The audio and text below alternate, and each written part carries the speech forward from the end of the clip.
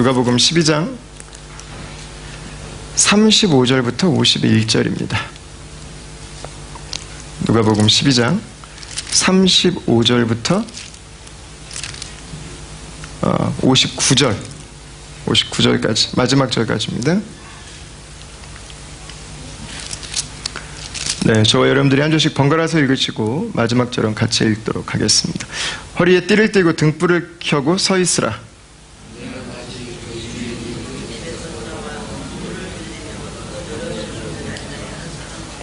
주인이 와서 깨어있는 것을 보면 그 종들은 복이 있으리로다. 내가 진실로 너희에게 이르노니 주인이 띠를 띠고 그 종들을 자리에 앉히고 나와 수종들리라.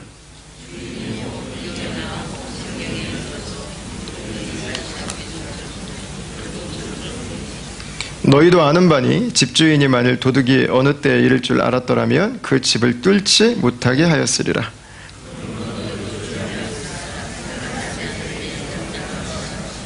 베드로가 여짜오되 주께서 이 비유를 우리에게 하심이니까 모든 사람에게 하심이니까.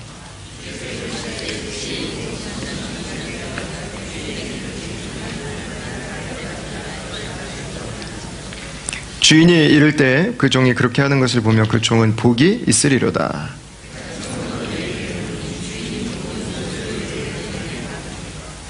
만일 그 종이 마음에 생각하기를 주인이 더디 오리라 하여 남녀 종들을 때리며 먹고 마시고 취하게 되면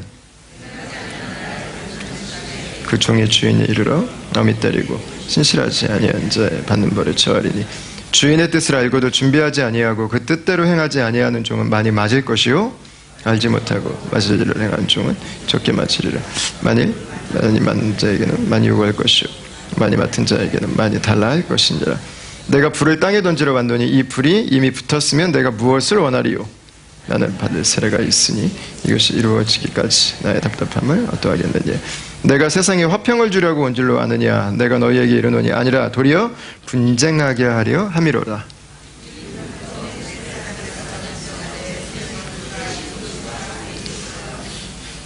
아버지가 아들과 아들이 아버지와 어머니가 딸과 딸이 어머니와 시어머니가 며느리와 며느리가 시어머니와 분쟁하리라 하시니라.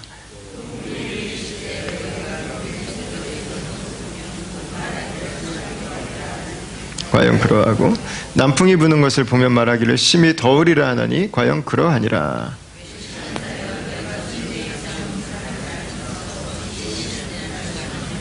또 어찌하여 옳은 것을 스스로 판단하지 아니하느냐. 내가 너를 고발하는 자와 함께 법관에게 갈 때 길에서 화해하기를 힘쓰라. 그가 너를 재판장에게 끌고 가고 재판장이 너를 옥졸에게 넘겨주어 옥졸이 옥에 가둘까 염려하라. 내게 이르노니 한 푼이라도 남김이 없이 갚지 아니하고서는 결코 거기서 나오지 못하리라 하시니라. 아멘. 저희는 2주 전에 예수님께서 한 유산 상속에 대한 재판을 요구하는 젊은이의 판결을 거절하신 내용을 함께 살펴보았습니다. 이 유산 상속이 우습냐? 그 얘기가 아닙니다. 그런 일들은 나와는 관계가 없는 일이냐? 그런 의미도 아닙니다. 어떻게 보면 그 사람에게는 굉장히 중요한 일이었고 또 굉장히 필요한 일이었을 수도 분명히 있습니다. 근데 예수님께서 그것을 거절하신 이유는 예수님은 유산을 재판하는 재판장으로 이 땅에 오시지 않고 우리 인생을 재판하는 재판장이시기 때문에 그 일을 의도적으로 하지 않으신 것입니다. 예수님은 이 역사를 심판하실 분이세요. 우리의 생명을 심판하시는 분이세요. 예수님은 영생과 영벌을 재판하는 심판관이세요. 재판관이세요. 그래서 그 사람의 요구를 거절하신 것입니다. 그러니까 예수님의 메시지는 사람들이 이 세상에서 갖고 있는 그 소소한 것들에 대한 관심, 그것이 우리의 모든 것이 된다면 인생의 너무 중요한 부분은 보지 못하고 살아간다는 거예요. 사람들 앞에서 내가 조금 더 갖고 덜 갖고 네가 옳고 내가 옳고 이게 하나님 앞에서는 별로 중요하지 않다는 거예요. 하나님 앞에서 정작 내가 멸망받고 내가 버림받고 내가 심판받아야 되는데도 불구하고 사람들에게서 조금 더 갖기 위해서, 내가 조금 더 누리기 위해서, 내가 한 번 더 이기기 위해서만 살아가는 인생은 인생의 진정한 팩트를 보지 못하고 살아간다는 말입니다. 그래서 예수님께서 말씀하신 것입니다. 먹을 것과 마실 것과 이 땅에 있는 것들만 구하지 말고 하나님 나라를 구하라는 말씀을 예수님이 하신 것이죠. 그러니까 진짜 인생은 어디서부터예요? 진짜 인생은 사람들이 나에 대해서 뭐라고 하느냐가 아니라는 것입니다. 진짜 인생은 내가 하나님 앞에 갔을 때 하나님이 나를 뭐라고 하시는가가 진짜 인생이라는 거예요. 사람들 앞에서 내 삶을 어떻게 살까 고민하는 것을 넘어서 하나님께서 내 인생을 보실 때 그 모습으로 살아가는 것, 그것이 정말 가치 있는 인생이다. 예수님이 그 말씀을 하고 계신 거죠. 근데 오늘 본문으로 오면은요, 이 예수님의 말씀의 출력 강도가 조금 더 올라갑니다. 그리고 이게 13장까지 이어집니다. 그래서 어떤 분들에게는 조금 불편하실지도 모르겠어요. 너무하는 거 아니냐, 이 지금. 우리 삶이 얼마나 넉넉하지 않은데 이런 이야기만 어떻게 할 수 있는가. 예수님은 우리가 듣기 원하는 이야기만 해주시는 것 같지는 않아요. 때로는 우리가 듣기 원하지 않아도 우리가 들어야 될 이야기라면 예수님은 때로 그것이 우리의 감정을 좀 상하게 할 수도 있고 잠시는 분노를 일으킬 수도 있고 또 때로는 그것이 우리가 순간적으로라도 하나님께 서운한 마음이 들 수 있지만 그것을 알아야 되기 때문에, 그것을 꼭 들어야 되는 것이기 때문에 예수님은 주저하지 않으시는 것 같아요. 점점 피아노에서부터 시작하나요? 피아노에서부터 시작해서 지금 점점 이게 포르테시모로 이렇게 지금 12장이 올라가는 그 내용들을 저희가 오늘 같이 보게 됩니다. 35절과 36절을 한번 보시죠. 35절을 한번 읽겠습니다. 앞에 쉼표 전까지 읽으면 됩니다. 같이 한번 읽겠습니다. 시작. 허리에 띠를 띠고 등불을 켜고 서 있어라. 아멘. 이 말씀은 허리에 띠를 띠고 등불을 켜고 서 있으라. 이 말씀은요, 조금 진지한 뉘앙스입니다. 이걸 허리에 띠를 띈다. 이게 우리는 허리띠를 어릴 때부터 다 하고 살았잖아요. 허리에 띠를 안 띠는 사람들도 있나? 예. 이스라엘 사람들은 잘 아시는 것처럼 그 전통적인 의상 자체가 튜닉이라고 하나요? 이집트까지 이 전체가 다 그냥 통짜 원피스였습니다. 워낙에 더운 나라이기 때문에. 그러니까 허리띠가 필요가 없었어요. 남자든 여자든 다 치마를 입고 살았습니다. 왜 허리에 갑자기 띠를 띠라고 했을까? 허리에 띠를 띠는 이유는 하나입니다. 뭔가 목적이 있기 때문에 그렇습니다. 허리에 띠를 띠면, 그리고 치마 뒤쪽을 잡아서, 죄송합니다. 치마 뒤쪽을 잡아서 이렇게 앞으로 빼가지고 허리띠에다가 이렇게 묶으면은요, 치마가 갑자기 바지가 됩니다. 그러면 달리기를 할 수 있습니다. 그리고 전쟁을 할 수가 있습니다. 그리고 일을 할 수가 있습니다. 왜 허리에 띠를 띠는가? 뭔가 지금 해야 될 일이 있는 것입니다. 그 뒤에 보니까 등불까지 켜고 서 있어라 그랬습니다. 등불은 언제 켜죠? 낮에 켜는 일은 없습니다. 자, 내일 낮에 우리 어디 익스커전 어디 탐방 가야 되니까 몇 시까지 오세요? 약속하고 만나면 등불을 굳이 켤 일이 없습니다. 등불은 밤에 켜는 것입니다. 밤에 해야 되는 일이 있는 거예요. 밤에 해야 되는 일. 허리띠를 메고 치마를 바지로 만들어서 일이든 전쟁이든 달리기든 무엇인가 지금 긴급한 일이 있는 것입니다. 내일 아침까지 기다릴 수 없는, 내일 아침까지 미룰 수 없는, 시간을 이대로 그냥 떠나보낼 수 없는 지금 무엇인가 지금 긴박한 일이 일어나고 있는 것입니다. 그게 35절부터 그 뒤를 이어가는 그 전반적인 이 뉘앙스를 지금 설명해 주고 있는 것입니다.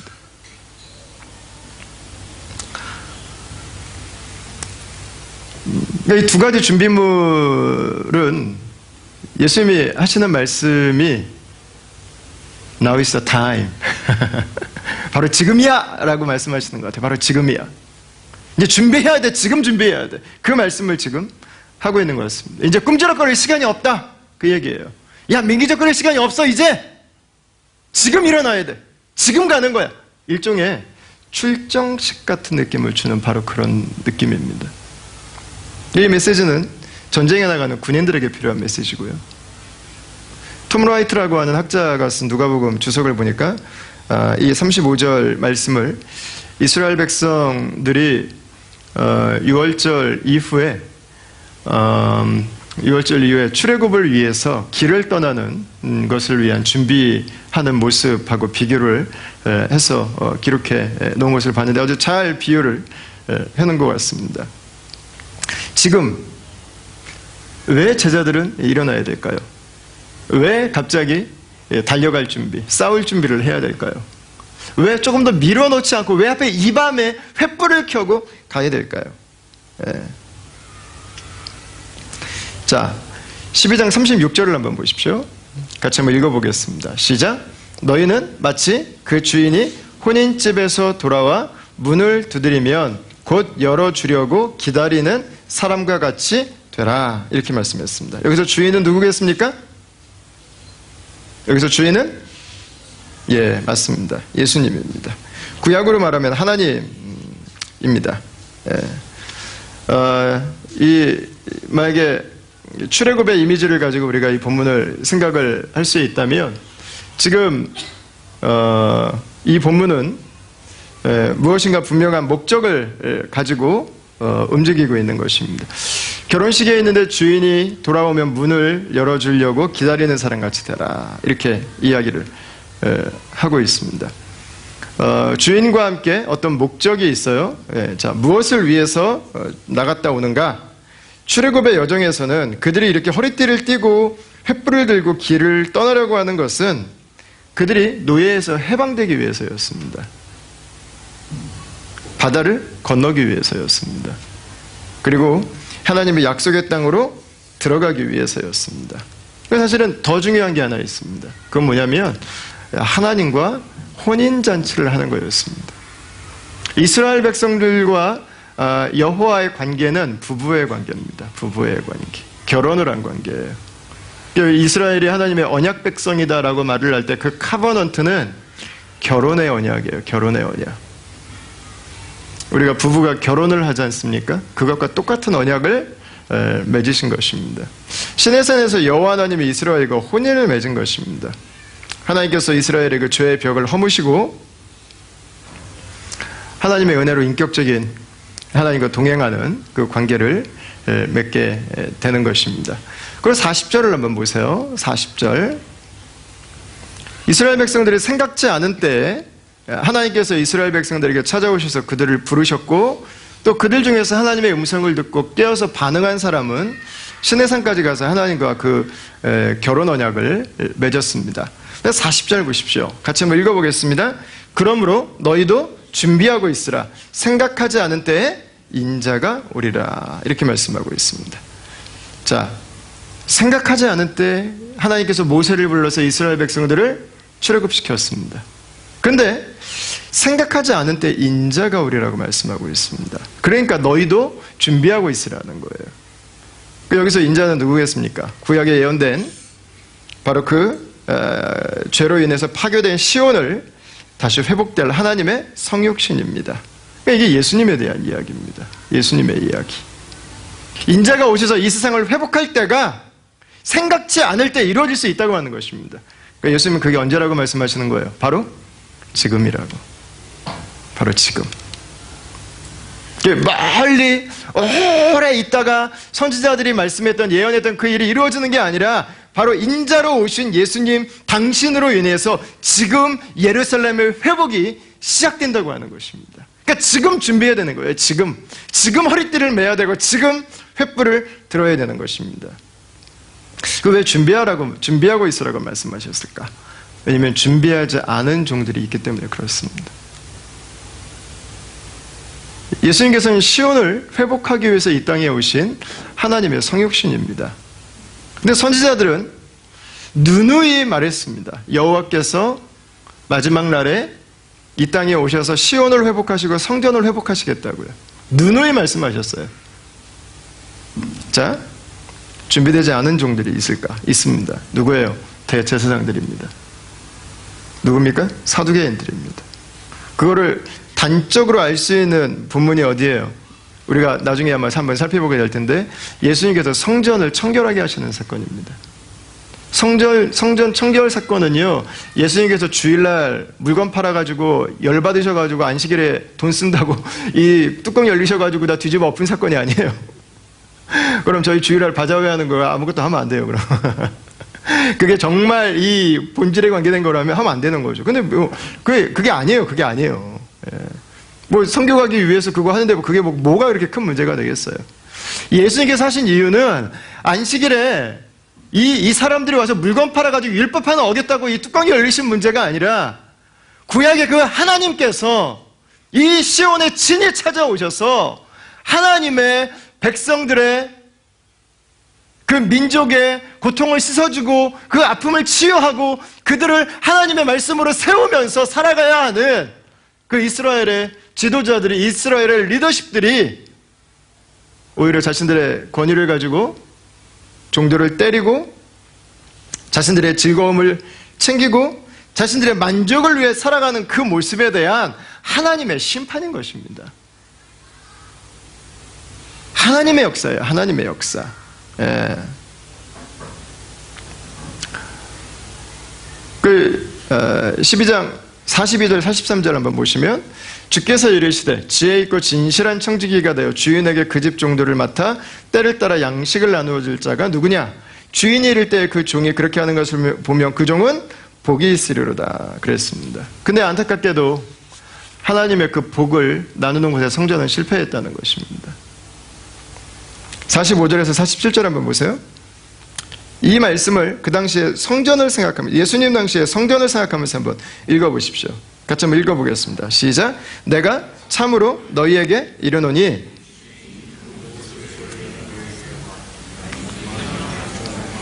생각하기를 주인이 더디 오리라 하여 남녀 종들을 때리며 먹고 마시고 취하게 하면 생각하지 않은 날 알지 못하는 시각에 그 종의 주인이 이르러 엄히 때리고 신실하지 아니한 자의 받는 벌에 처하리니 주인의 뜻은 알고도 준비하지 아니하고 그 뜻대로 행하지 아니한 종은 많이 맞을 것이요 였습니다.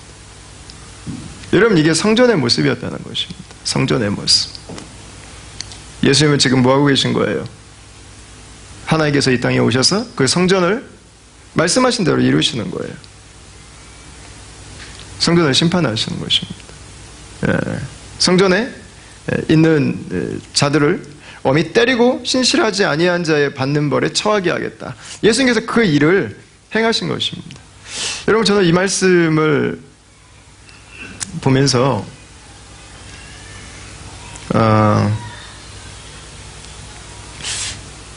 이들의 생각을 한번 좀 더 돌아봤습니다. 이 대제사장들과 성전의 리더들의 마음속에 한 가지의 그 전제가 있었어요. 그 전제는 뭐였습니까? 심판이 나의 때에는 이루어지지 않겠지였습니다. 나의 때는 아니겠지. 우리 때는 아니겠지. 내가 살아있는 동안은 아니겠지. 그러니까 이게 뭐예요? 마음의 주인이 더디 오리라 생각한 것입니다. 그래서 그들이 한 일이 뭡니까? 신실한 주인의 종들을 때리고 반역하고 적대했습니다. 그러니까 하나님의 진리를 외치는 자들을 거절했다고 하는 것입니다. 듣기 싫으니까. 그렇게 하면 피곤하니까, 귀찮으니까, 내 이익에 감소하니까. 원치 않았던 거예요. 그들은 하나님의 마음과 하나님의 뜻을 말하는 것들을 별로 원치 않았습니다. 그리고 그들은 어떻게 살았어요? 그들의 입을 막아버리고 먹고 마시고 취하면서 산 것입니다. 나에게 취하고, 나의 소유에 취하고, 나의 능력에 취하고, 세상에 취하고, 나의 정욕에 취하고, 나의 편안함과 만족에 취했어. 그렇게 산 것입니다. 예상하지 않은 때 하나님께서 오셔서 그 일을 이루실 것이다. 그리고 말씀하시는 거예요. 지금 그때가 왔다는 것입니다. 그리고 예수님께서 하신 이 말씀이 이 성전 청결 사건을 위해서 하신 말씀입니까? 아닐 것입니다. 그 뒤에 조금만 더 가면 무엇인지 나옵니다. 구약에서 하나님이 예언하셨던 그 일의 핵심은, 클라이막스는 십자가입니다. 십자가. 예수님께서 지금 제자들에게 말씀하신 허리에 띠를 띠고 횃불을 들고 이제는 당장 지금 눈앞에 다가온 바로 그 사건은 예수 그리스도의 십자가입니다. 이제는 예수님께서 세상의 악과 정면으로 승부하는 바로 그때가 지금 왔다고 하는 것입니다. 물러나지 말라고 하는 거예요. 두려워하지 말라고 하는 거예요. 지금부터 정신 똑바로 차리고 나랑 같이 가야 되는 거야. 지금 여러분, 예수님은 그 말씀을 제자들에게 하고 있는 것입니다. 하나님의 진짜 일, 십자가와 부활이었죠. 십자가와 부활이 바로 그 메인 포인트였습니다. 구약의 출애굽 사건은 완벽한 모형입니다. 모형. 무엇에 대한 모형입니까? 예수 그리스도의 십자가와 부활로 인해서 우리에게 주신 구원 사건의 모형입니다. 그 일을 예수님께서 이제 이루시려고 하는 것입니다. 예수님께서 이제 이 제자들과 함께 십자가로 가기 위해서 그들에게 마음을 준비하라고 이야기하고 있는 것입니다. 그들에게 정신 차리자고 말하고 있는 것입니다. 왜? 이제 곧 그 일이 며칠 있다가 일어나기 때문에. 준비하지 않으면 그 일을 감당할 수 없기 때문에 이야기를 하고 있는 것입니다. 자, 이 이야기를 듣고 베드로가 질문을 하나를 합니다. 41절을 한번 보십시오. 베드로가 여짜오되 주께서 이 비유를 우리에게 하심이니이까 모든 사람에게 하심이니이까 이야기했습니다. 일차적으로는 제자들에게 이야기를 했는데 사실은 이 제자들에게만 한 이야기가 아니라 모든 그 이스라엘과 특별히 이스라엘의 리더들에게도 동일하게 한 말이겠죠. 저는 이 말씀을 보면서 이 뜨끔해지는 게 하나 있어요. 47절과 48절입니다. 47, 48. 우리 같이 한번 읽어볼까요? 시작. 주인의 뜻을 알고도 준비하지 아니하고 그 뜻대로 행하지 아니한 종은 많이 맞을 것이요 알지 못하고 무릇 많이 받은 자에게는 많이 요구할 것이요 많이 맡은 자에게는 많이 달라 할 것이니라. 아멘. 주님의 뜻을 알고도, 여러분 혹시 펜 있으면 성경책에 여기다 밑줄을 하나 쳐놓으세요. 저는 이 말씀이 자꾸 걸려요. 저는 주님의 뜻을 알고도 알아. 뭔지 알아요. 주님의 뜻이 무엇인지. 복의 근원이 되는 삶을 살아야 되는 것이 주님의 뜻이라고 하는 것을 알아. 세상이 아니라 하나님의 그 기쁨을 바라보며 살아가는 것이 주님의 뜻이라고 하는 것을 알아요. 그리고 주님의 뜻 안에 살아가는 것이 나에게도 복이 된다고 하는 것도 알아요. 근데 여러분, 삶은 어떻습니까? 준비하지 아니하고 그 뜻대로 행하지 아니하고. 그 종은 많이 맞는다. 그 당시에는 종들은 뭐 체벌이 자유였으니까요. 소나 말 대하듯이 체벌이 있었기 때문에 오늘날 우리 정서로는 때려? 이게 좀 불편한 단어일 수도 있는데 혼난다는 거겠죠. 그죠? 혼나게 될 것이다 라는 것입니다. 여러분, 어쩌면 이 말씀은 1차적으로는요 이스라엘의 리더들에게 한 말일 수도 있어요. 이스라엘의 지도자들에게 한 말입니다. 오늘날로 말하면 교회 리더들, 교회 지도자들, 신학자들, 목회자들이라고 생각할 수 있을 것 같습니다. 알고도 준비하지 않고 행하지 않는다. 여러분, 성경에서 사역을 말할 때는요 항상 축복의 개념으로 이야기를 합니다. 축복의 개념으로. 특권입니다. 영광스러움입니다. 근데 성경에서 유일하게 사역이 재앙이 되는 경우를 하나 말을 해요. 그게 뭐냐면 주님의 뜻대로 행하지 않는 사역입니다. 심판이 있다고 이야기를 합니다. 저는 이 말씀을 보면서 이 말씀에서 눈이 떨어지지 않더라고요. 알고도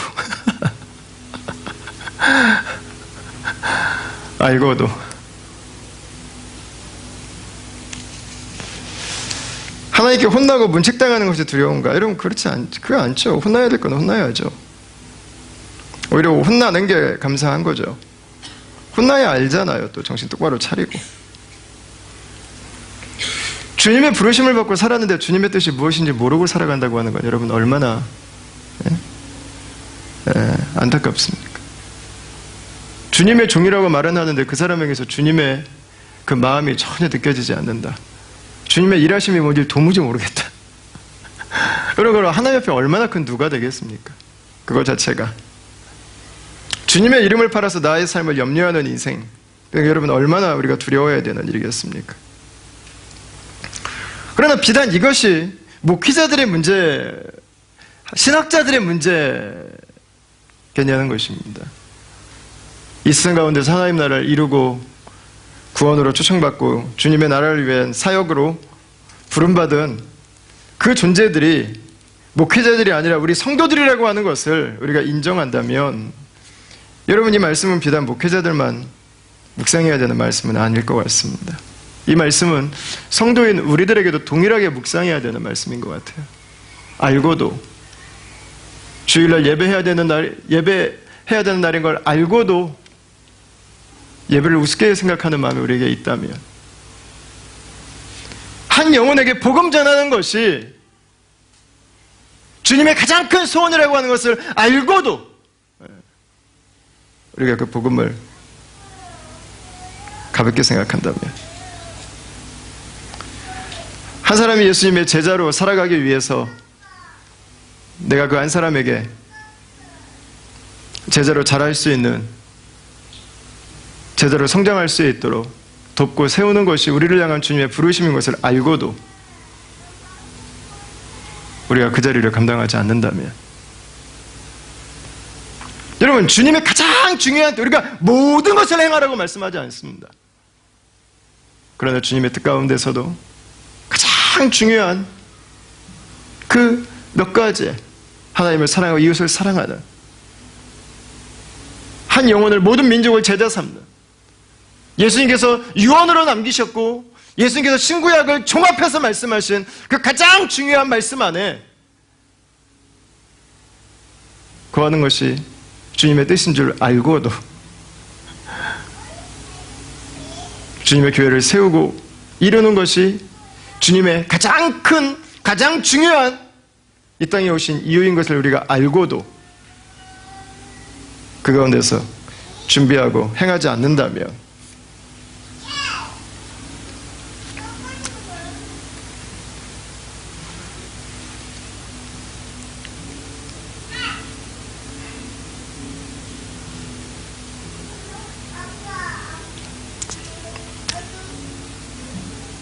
여러분 그 책망은 먼저 생명을 얻은 자들이 받는 것입니다.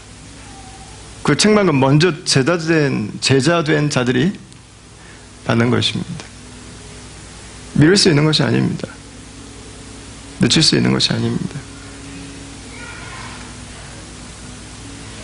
여러분 우리가 만약에 주님의 앞에 갔는데 우리가 세상을 떠나거나 아니면 우리가 이 세상에서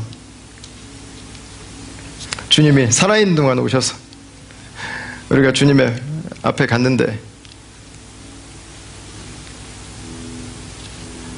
내 눈앞에서 우리 옆집에 살던 불신자가 나랑 맨날 같이 교제하던 불신자가 예수님께 혼나고 있는 거예요. 넌 주변에 예수 믿는 사람이 그렇게 많았는데 어떻게 그 사람 통해서 복음 듣고 얼마든지 나에게로 나올 수 있었는데 그 기회를 왜 계속 거절했냐고. 여러분 책망을 듣고 있는데 그 사람이 예수님에게 나아가서 예수님 제 주변에 그 사람 예수 믿었어요? 그 사람 나 뭐 있는지 몰랐어요 나는. 그 사람은 내가 예수 믿는 거 알았는데 나에게 단 한 번도 예수님이 누군지 말해준 적이 없다고. 그럼 뭐 했냐? 먹고 마시고 놀고 그냥 그러다 왔는데요. 여러분 예수님 눈이 누구에게 돌아가겠어요? 야 김도환 여러분 누구에게 가겠어요? 누구에게 가겠어요? 누구에게?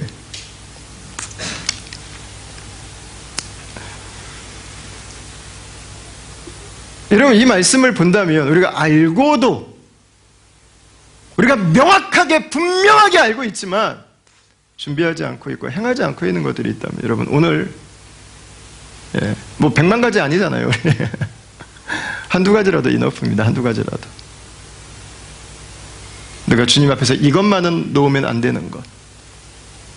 내가 주님의 말씀 안에 거하기 위해서 내가 이것만은 마지막까지 붙들어야 되는 것. 여러분 다시 한번 우리가 주님 앞에 기억할 수 있었으면 좋겠습니다. 그럼 그게 교회가 깨어나는 것입니다. 교회가 깨어나는 것. 예. 그냥 그 자리에 그냥 주저앉아서 그 자리에서 민기적거리는 게 아니라 교회가 일어나야 하는 것입니다. 어떻게 복음을 전할까? 어떻게 제자 삼을까? 어떻게 주님의 교회를 세울까? 어떻게 이 땅에 하나님 나라가 임할 수 있도록 우리가 더 우리의 삶을 드릴 수 있을까? 이런 교회에 깨어나는 것입니다. 하나님 이 땅 가운데 주의 나라를 허락하여 주시옵소서. 주의 능력을 부어주시옵소서. 그의 백성들이 하나님 나라를 사모하고 소원하면서 여러분 기도하고 행한다면 여러분 주님께서 그 일들을 행하시지 않겠습니까? 그죠? 감사한 게 주님께서 우리에게 이 구약에 나오는 거짓 선지자들처럼 평안하다 그렇게 하시지 않는다는 게 저는 감사해요.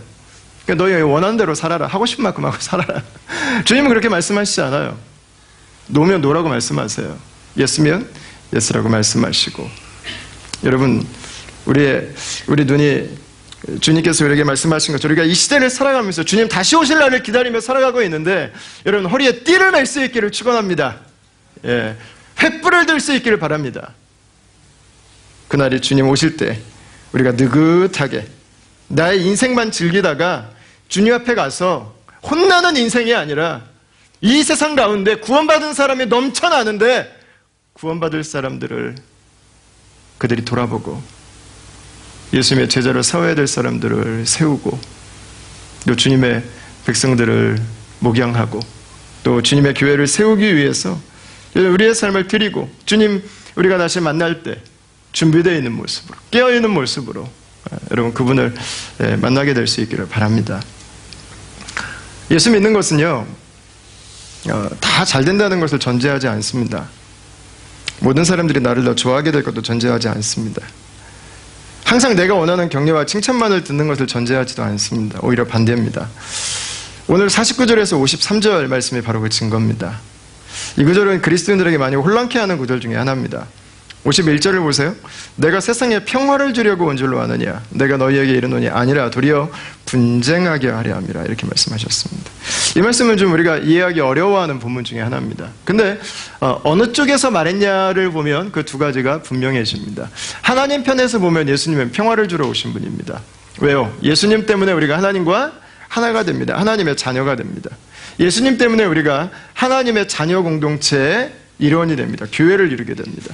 예수님 때문에 우리가 자연이 회복돼 가고 하늘에 있는 교회와 이 지상에 존재하는 교회들이 하나를 이루어갑니다. 예수님은 평화를 주러 오신 분이 맞습니다.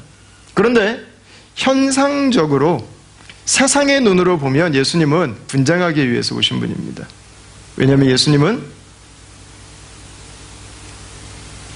예수 믿는 사람과 예수 믿지 않는 사람들 사이에서 너무 분명한 선을 만드시거든요. 그리스도인들은 죄에 대해서는 죄라고 이야기를 하거든요. 다른 무엇을 믿고 있어도 그게 아니라 예수님을 믿어야 된다고 이야기를 하거든요.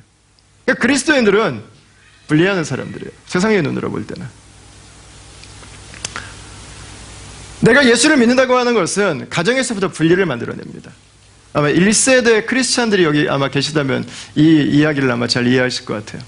내가 일대로 예수를 믿으면 가정에 분리가 일어납니다. 내가 예수 믿는 것 때문에 가정에 불화가 시작됩니다. 안 싸워도 되는데 내가 예수 믿는 것 때문에 싸움이 일어납니다.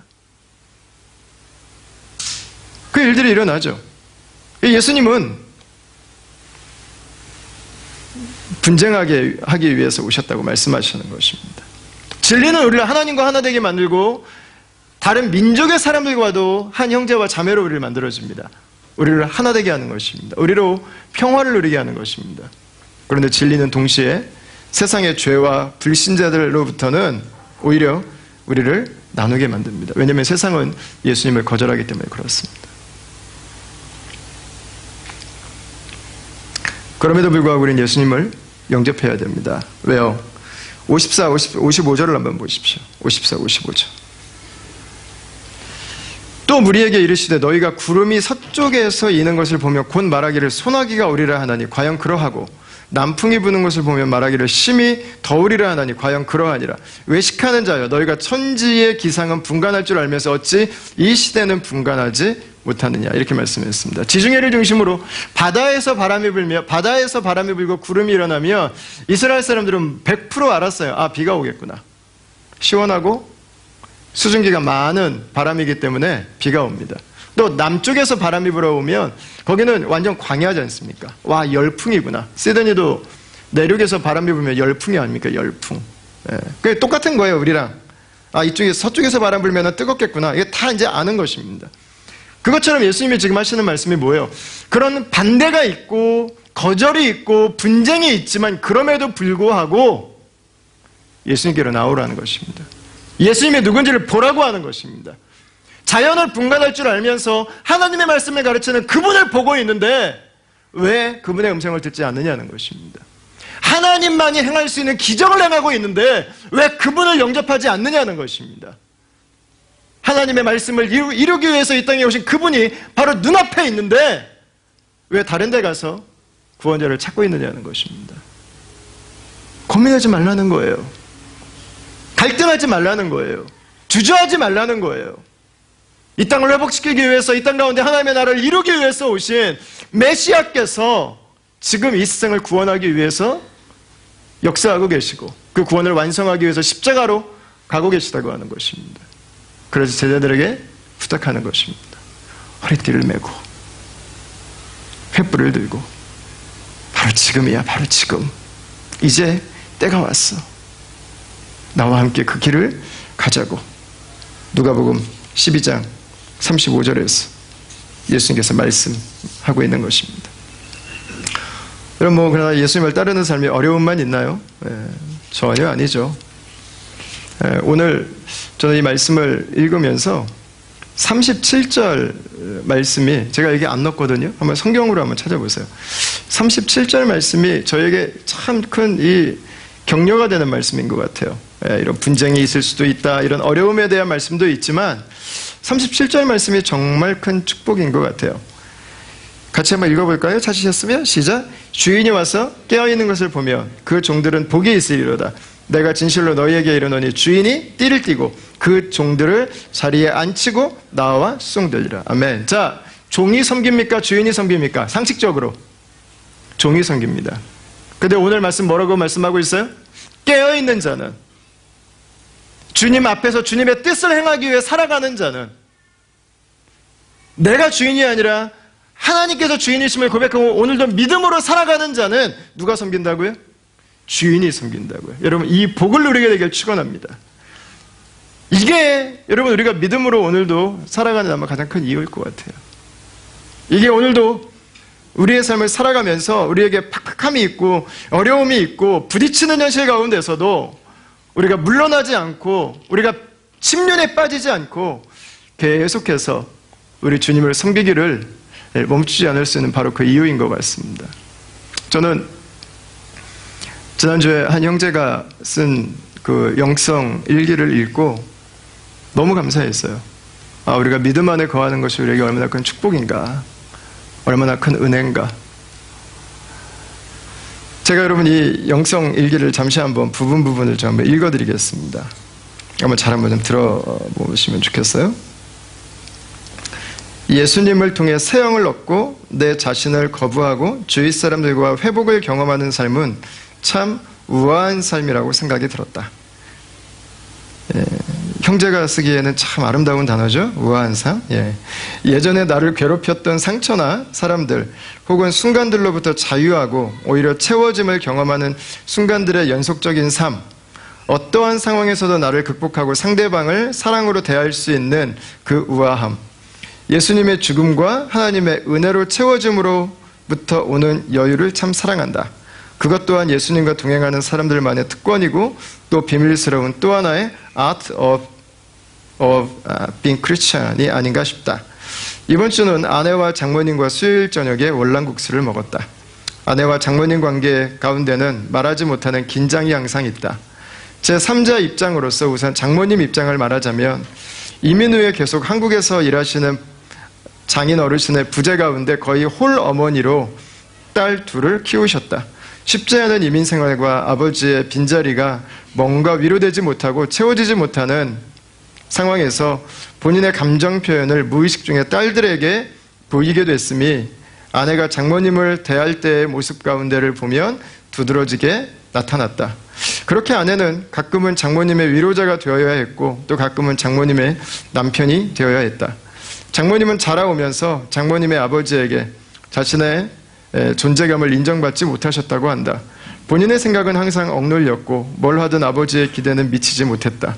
특히 장모님이 결혼을 하시자마자 장모님의 친정 어머니가 돌아가시고 얼마 지나지 않아서 재혼을 하신 장모님의 아버님은 새 어머니를 맞아들이기 위해서 자식들에게 등을 돌리시고 새 어머니를 옹호하신 모습을 보이셨는데 그것이 장모님께는 씻을 수 없는 상처가 되었다.